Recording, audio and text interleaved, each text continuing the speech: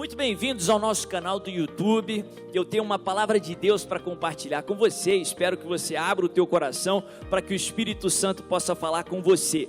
Mas antes de começar, eu tenho um favor para te pedir. Se inscreva na nossa página, ative a notificação através desse sininho que está aí.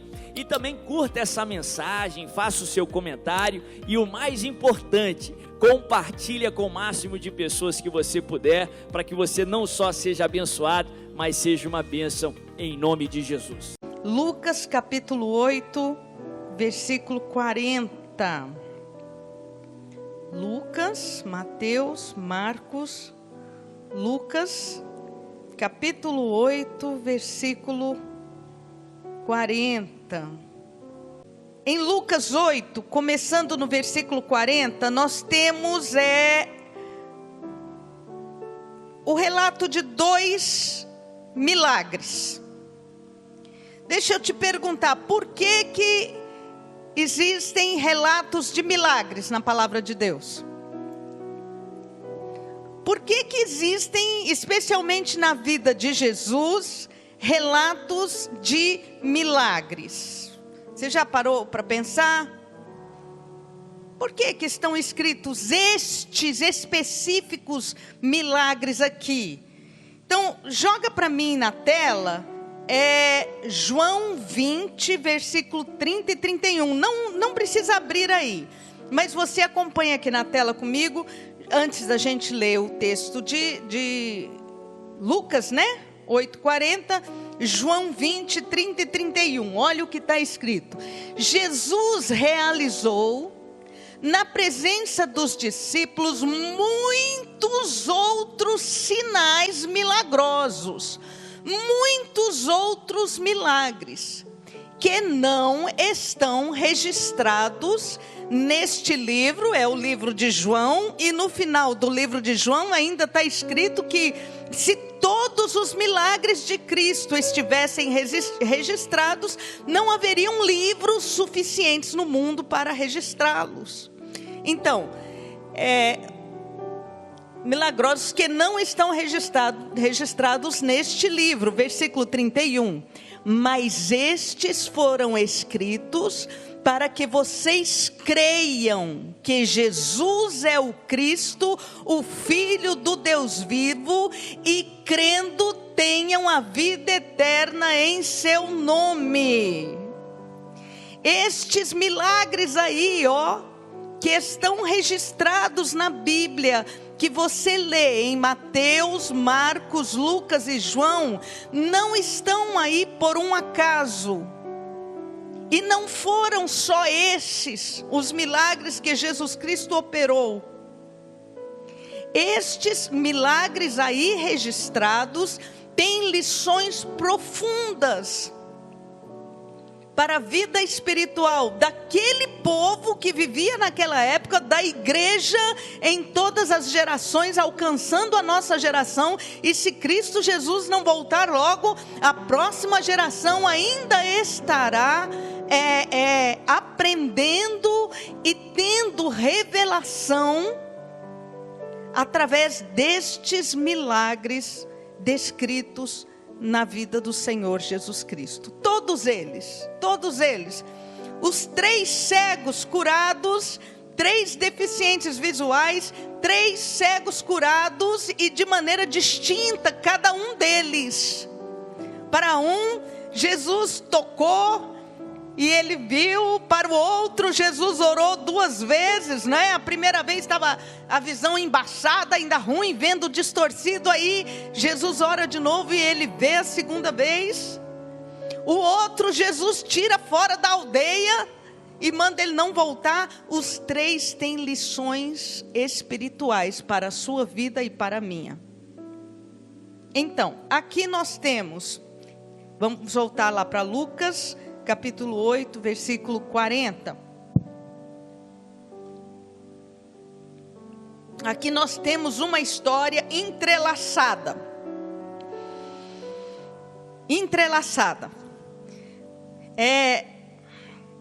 Já ouvi dizer que as 2 mulheres, tanto a filha de Jairo quanto a mulher hemorrágica, representam a velha aliança e a nova aliança.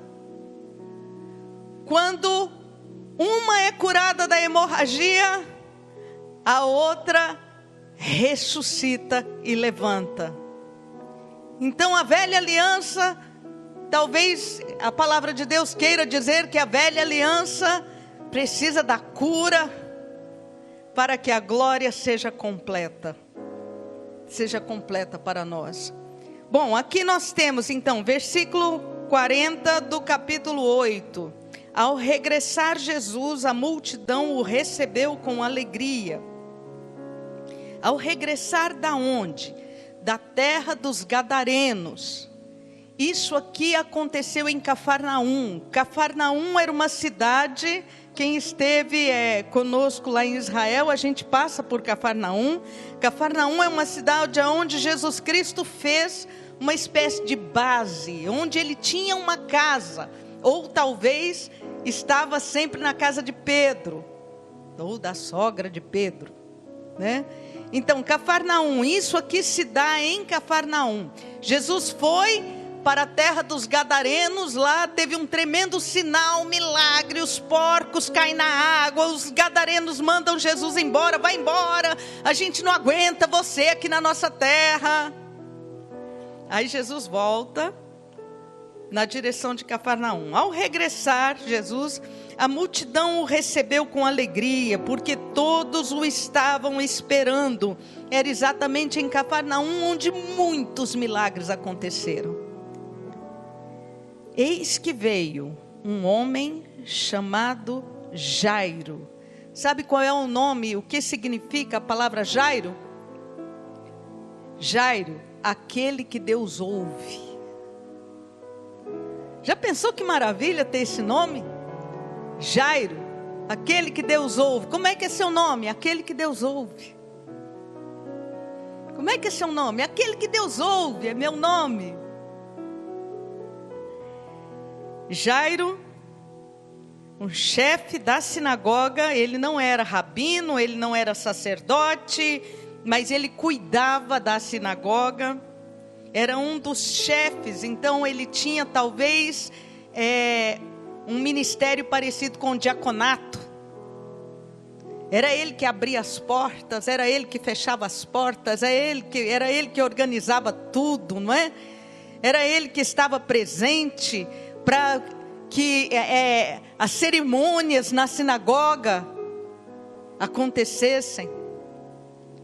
Eis que um dos chefes, que é Jairo, chamado Jairo, que era chefe da sinagoga, prostrando-se aos pés de Jesus, lhe suplicou que chegasse à sua casa, pois a sua filha única de uns 12 anos estava à morte.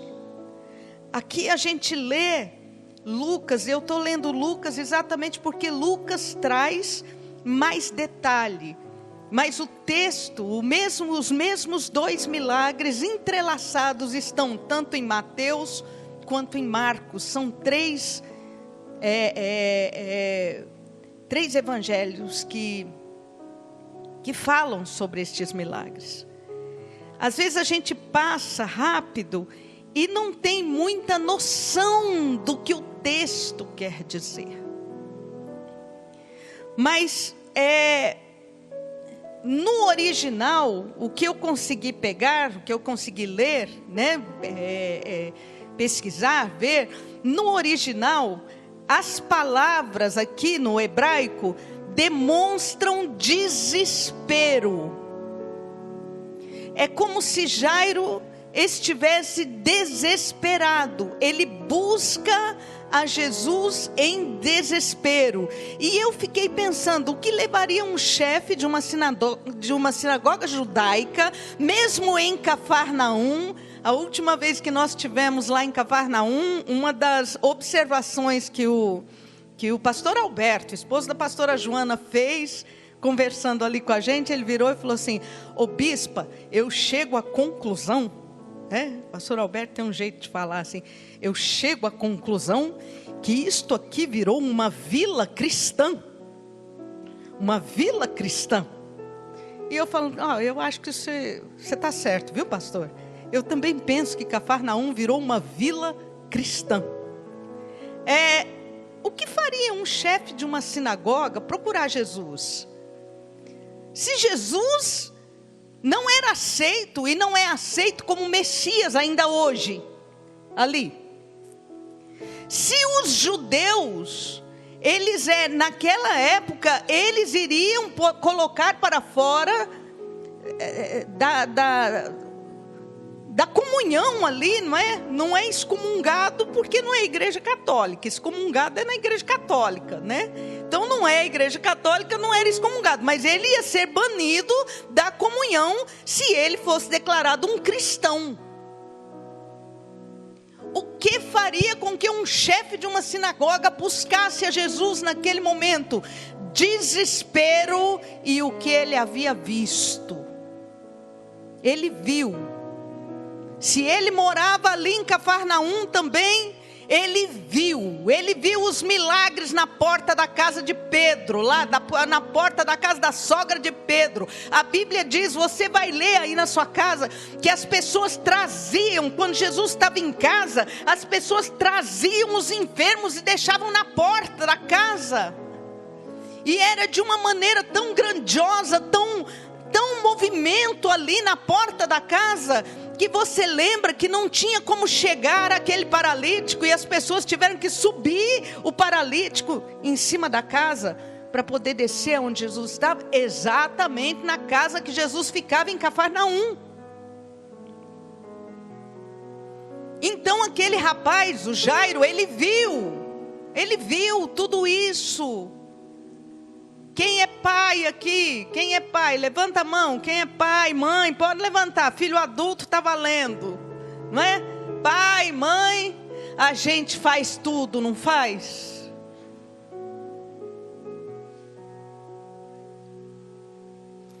Me dá vontade até de chorar. Agora temos netos. E a gente faz tudo. E o sangue de Jesus cobre meus filhos. Deus me livre de pensar em um da família com um vírus infernal desse. Era esse o desespero de Jairo. Ele procurou Jesus em desespero.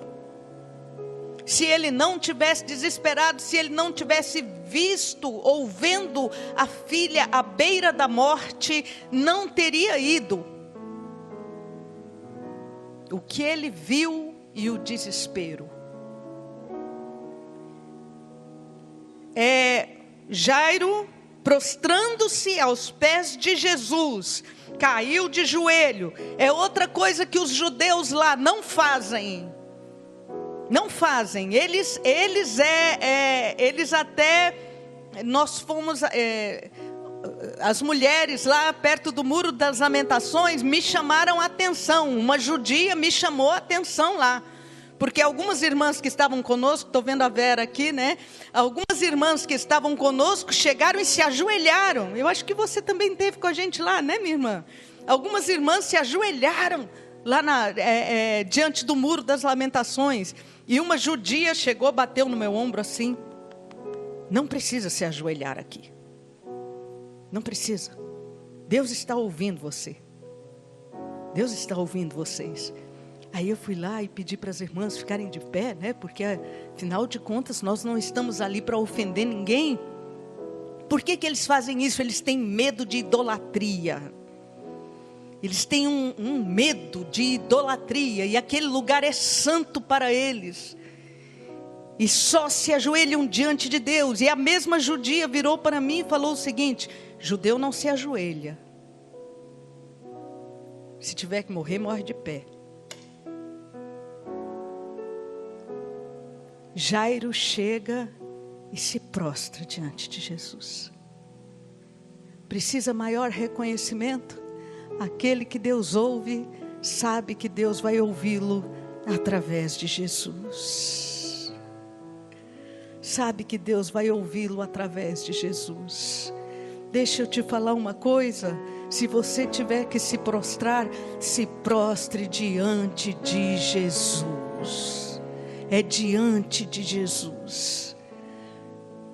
Se existe um lugar que Deus vai ouvir você, é prostrado aos pés do Senhor Jesus Cristo.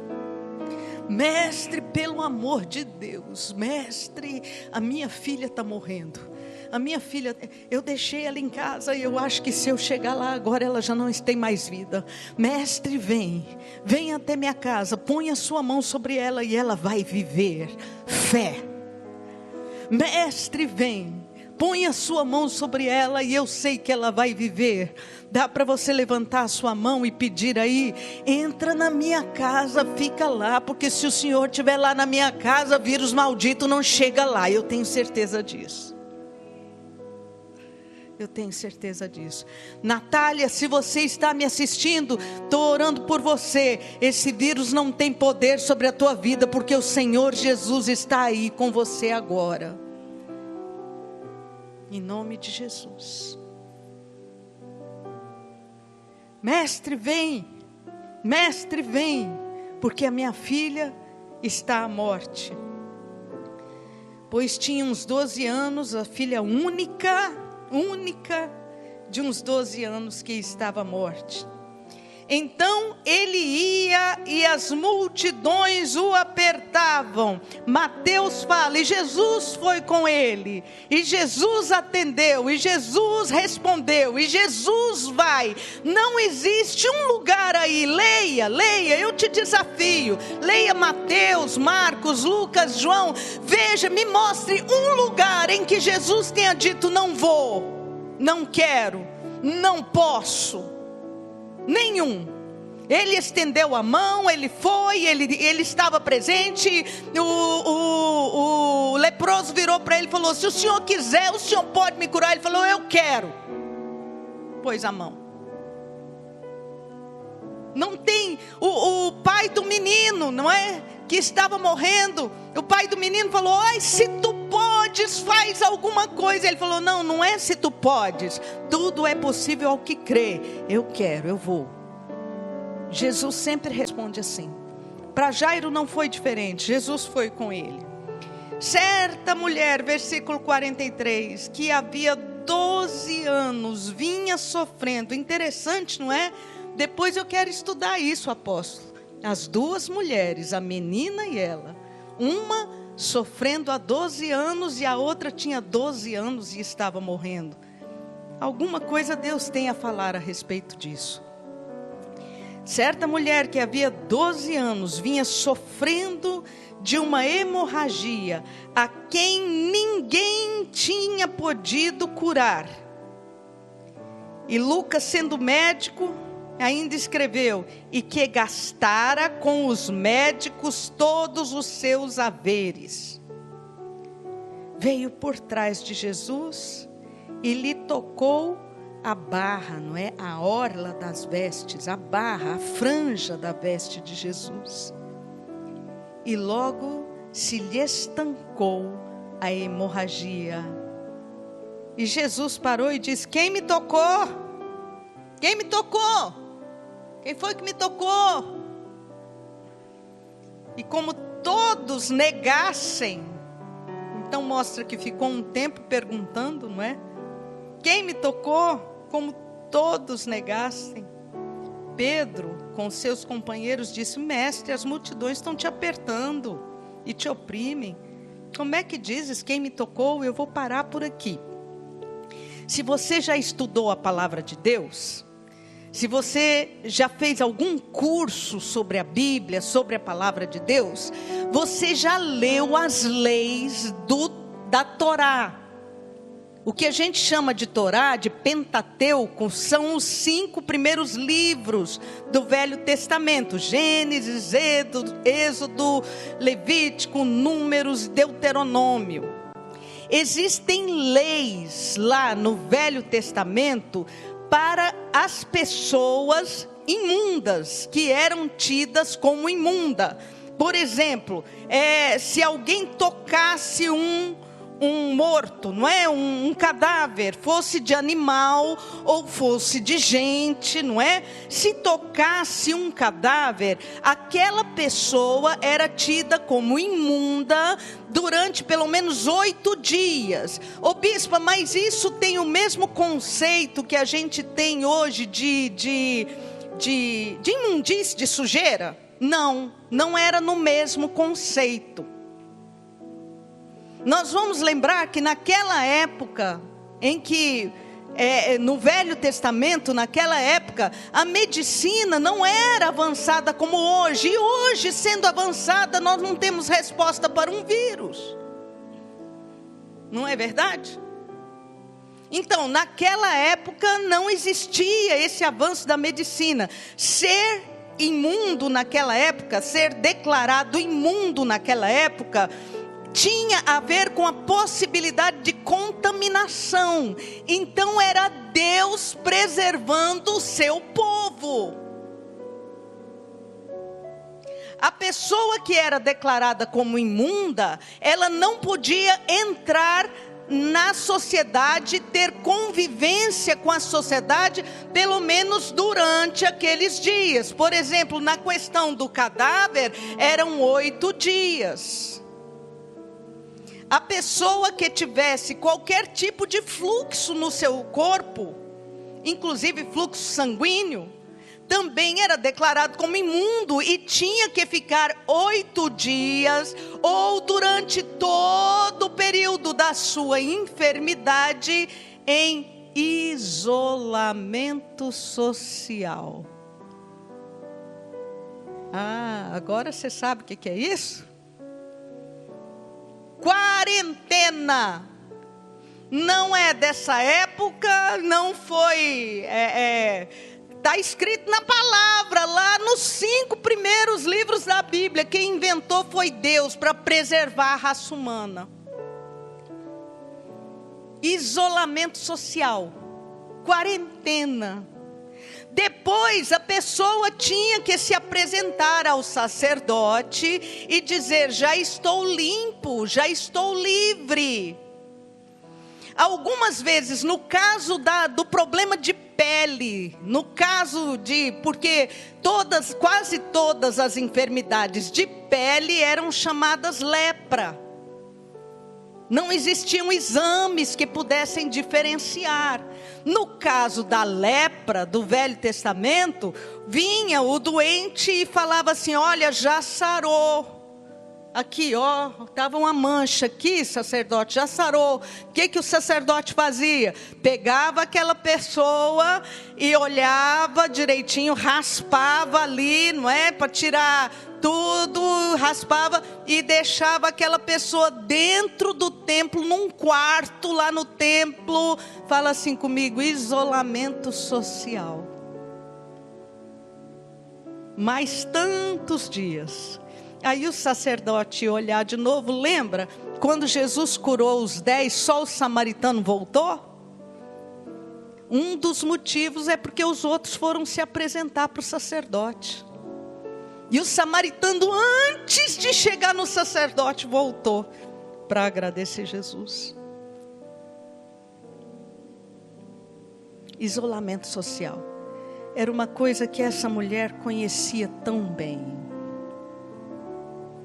A Bíblia diz que ela sofria há 12 anos. Então, o que começou com quarentena, começou com isolamento social. Ela já não podia ter contato com a família. Ela já dormia num quarto separado. A Bíblia não diz se ela tinha filhos ou esposo. Neste episódio, ela estava sozinha. E eu fico pensando, será que ela tinha filhos ou esposo? Despendera tudo que tinha com os médicos. Se ela não tinha filho ou esposo, tinha pai. Estou vendo ali o doutor Cristiano. Doutor Cristiano, tratamento demorado, vai dinheiro, não vai não? Estou falando isso porque você sabe o que é isso. Tratamento demorado vai dinheiro. Tô certo, pastor Adriano? Despendera tudo que tinha. Se o pai dela que bancou o tratamento, acabou o dinheiro, raspou. Se era marido, não tinha mais dinheiro, acabou. O que começou como isolamento social, e uma das coisas que, deixa eu perguntar, levanta aí a mão, por favor, quem tem passado esse isolamento social sozinho, totalmente sozinho, sem mais ninguém em casa? Você, minha irmã, não é fácil não, né? Não é fácil não, deprime. Uma das coisas que isolamento social levanta se chama ansiedade e depressão, angústia. Essa mulher foi ficando só, perdeu o dinheiro, situação financeira foi ficando difícil, 12 anos, primeiro ano, segundo ano, terceiro ano, e ela continuava doente. E as mulheres sabem muito bem que um ciclo menstrual que se prolonga muito causa uma anemia profunda. Eu fico pensando, meu Deus, aonde essa mulher arrumou forças para ir atrás de Jesus?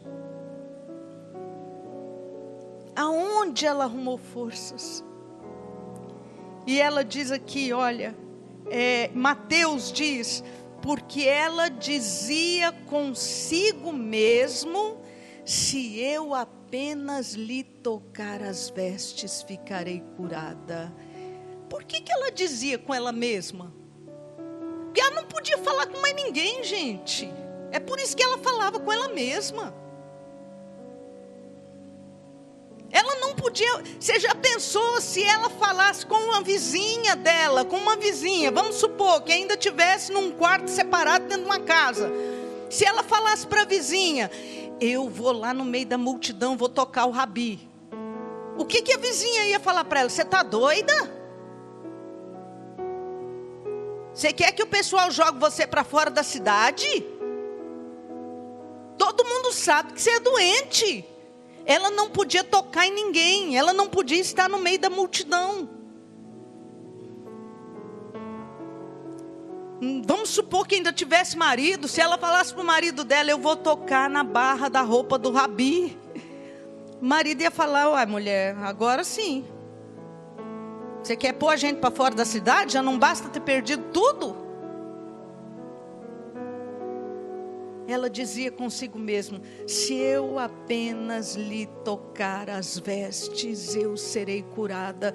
Deixa eu te chamar a atenção para mais uma coisa. Como é que era o nome do homem, hein? Como é que era o nome do homem que pediu para Jesus curar a filha? Jairo. Como é que é o nome dessa mulher? Anônima. Anônima. Até hoje.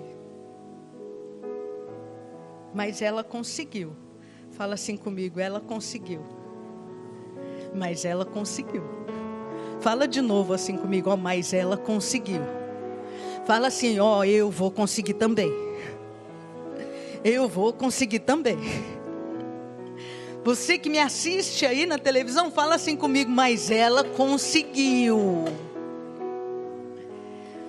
Olha, gente, eu não sei aonde essa mulher arrumou forças, mas ela dizia consigo mesma, se eu apenas lhe tocar as vestes, eu ficarei curada desse flagelo. Em nome de Jesus, se você está aí, ó, isolado dentro da sua casa, porque está contaminado com um vírus, se você não pode ter relacionamento com ninguém, talvez você esteja me assistindo do hospital, diga com você mesmo, eu vou tocar as vestes de Jesus e eu ficarei curado. Hoje de manhã, quando eu estava lendo isso aqui e estudando para falar, Eu fiquei pensando, apóstolo, que o fato dessa mulher ser anônima nos três livros, né? Tanto Mateus, quanto Marcos, quanto Lucas, ainda demonstra o amor de Deus. Quando isso aqui foi escrito, ainda era um estigma social muito grande. Uma pessoa sofrer como aquela mulher sofreu. Aí eles escrevem o nome Jairo. Jairo, aquele que Deus ouve. Eu sei que você pode ser uma pessoa que tem caminhado na fé, uma pessoa que tem fé, que tem força, que tem ousadia. Um dos nossos bispos, um dos nossos pastores. Você pode estar aí na sua casa agora me assistindo, mas é uma pessoa com fé. Você é um Jairo. Mas talvez você seja uma pessoa anônima, daquelas que diz: será que Deus vai me ouvir? Eu não mereço. E eu quero te dizer em nome de Jesus, que assim como ele ouve Jairo, ele também ouve os anônimos e aqueles que dizem: se eu só preciso tocar nas vestes. Eu só preciso tocar nas vestes. Toda vez que eu prego sobre isso, eu tenho que contar um testemunho que eu vivi quando eu era criança. Eu preciso contar esse testemunho. E esse testemunho vai para você que me assiste. Eu tinha 9 anos. Então, era nos idos dos anos 60, viu, gente? Eu tinha 9 anos. E meu avô era dentista, né? O pai da minha mãe era dentista, muito bem conceituado na cidade de Valinhos, onde ele fixou residência como dentista, é perto de Campinas, muito bem conceituado meu avô. E a paixão do meu avô era uma chácara que ele cuidava muito bem. Eu já contei esse testemunho aqui. Ele fazia plantação de maçã, plantação de figo, plantação de uva, de maneira que eu tive uma infância privilegiada. Chupava uva, gente, na parreira, até ficar com os dentinhos pretos. Viu? Então eu tive uma infância bem privilegiada, graças a Deus. Meu avô, quando eu tinha 9 anos, ele adoeceu. E minha mãe, nós já morávamos aqui em Goiânia, e chamaram a minha mãe dizendo: se você quiser ver seu pai com vida, venha para São Paulo. Então, meus irmãos ficaram aqui em Goiânia com meu pai, e eu fui com a minha mãe, né? A Bispa Edilane ainda não era nascida, eu fui com a minha mãe para São Paulo. Lembro disso até hoje, nós ficamos lá uns 2, 3 meses. Meu avô estava com um problema no fígado. E fizeram uma cirurgia, naquela época, né, gente? 1960 e alguma coisa. Fizeram uma cirurgia que abriu o ventre do meu avô. E ele ficou com 30% do fígado apenas. Hoje, a ciência e a medicina sabem que o fígado se refaz. Naquela época ninguém sabia disso. Então viraram para minha mãe, para a família, e falaram assim, era véspera de Natal até, era fim de ano. Falaram assim: ele não tem mais do que 2 meses de vida. Meu avô era um homem de muita fé. Muita fé. Muita fé. Lembrança que eu tenho do meu avô era com a Bíblia na mão. Nunca foi pastor, nunca teve título, mas era com a Bíblia na mão. E tá. Ainda teve rejeição de pontos, né? Ele teve uma alergia, sei lá, dos pontos, uma rejeição, abriu aquele negócio na barriga do meu avô. Levaram meu avô para casa com aquele negócio aberto na barriga. E eu lembro da minha avó cuidando dele, fazendo os curativos. na chácara. A chácara era bem perto da cidade, lá em Valinhos. Hoje é tudo cidade lá. E eu lembro disso um dia, não me lembro se era de manhã, de tarde. Eu sei que eu vi minha avó no corredor, na porta do quarto dele, assim, onde ele ficava com o olho muito arregalado. O nome dele era Elis. E na porta do quarto a minha avó falava assim: Elis, Elis, o que foi? Você está passando mal? O que foi? Me responde, fala. Elis. E eu, criança, eu corri para ver, né? Quando cheguei no quarto, meu avô estava deitado, ele estava muito pálido. Quem tem problema de fígado fica muito amarelo, né? Meu avô estava muito pálido. E ele deitado na cama, ele tinha esticado a mão e estava assim, com a mão assim esticada. E ele não falava nada. E a minha avó sempre foi muito assim, proativa, né? Eles me falam alguma coisa, meu Deus, está passando mal, não sei o quê. Aquele negócio, e ele quieto assim. Aí de repente ele virou para ela e falou assim: eu estou segurando nas vestes de Jesus.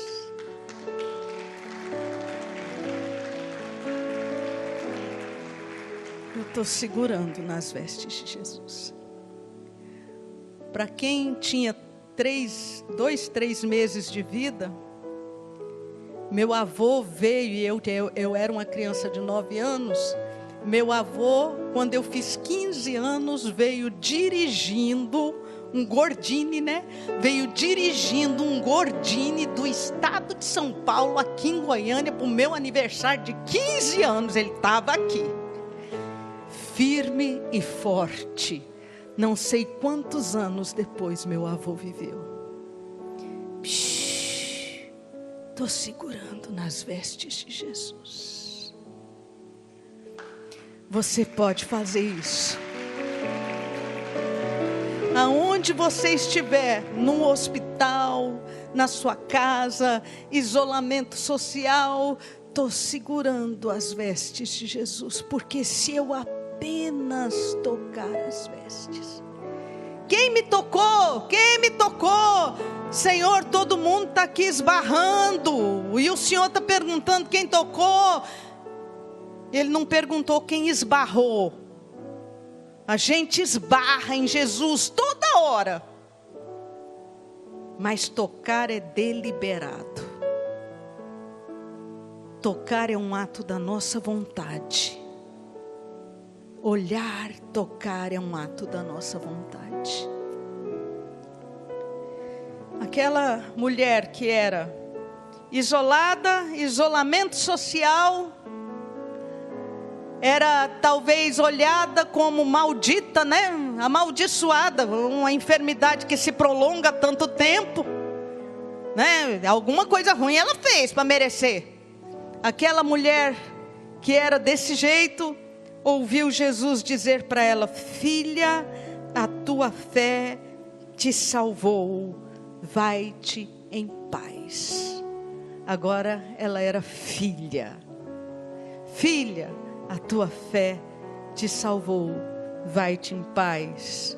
Deixa eu perguntar para você, olha aí, ó, no distanciamento mesmo, olha para a irmã, para o irmão que está aí do lado e fala assim: e o Jairo? E o Jairo?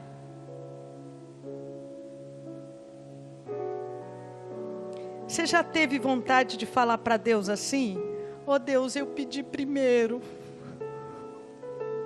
Você já teve vontade de falar? Oh Deus, eu estou aqui fazendo campanha. Deus, eu pedi, meu Deus do céu. Como é que isso foi acontecer comigo? Aí ele vê a mulher ser curada ali na frente dele.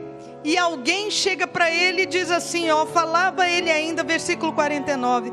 Quando veio uma pessoa da casa do chefe da sinagoga dizendo: tua filha já está morta, não incomodes mais o mestre. Não precisa dele vir mais, Jairo. Ela já morreu. Caso perdido. Imediatamente, Jesus, ouvindo isso, lhe disse: não temas, crê somente e ela será salva.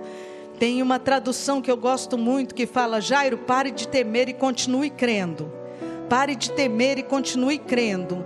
Ainda que aconteça de você ter que esperar um pouco mais, o seu milagre está a caminho.